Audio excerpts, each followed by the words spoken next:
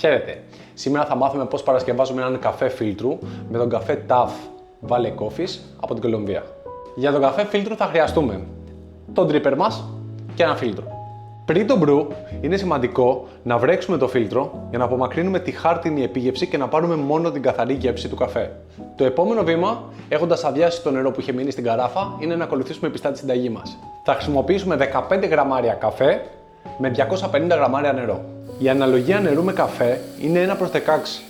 Έτσι, σε περίπτωση που επιθυμείτε να ακολουθήσετε άλλη συνταγή, μπορείτε να την προσαρμόσετε ανάλογα.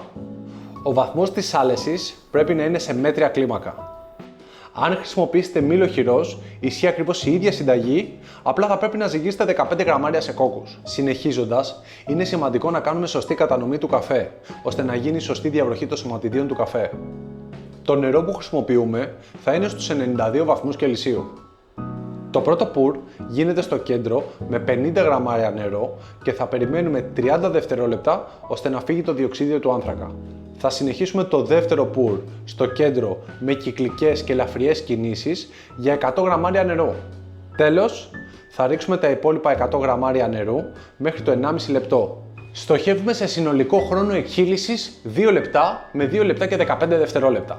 Τέλος, περιμένουμε να συναντήσουμε γευστικά μαύρη ζάχαρη, καβουρδισμένο αμύγδαλο, ισορροπημένη οξυδιτά και κρεμόδι υφή.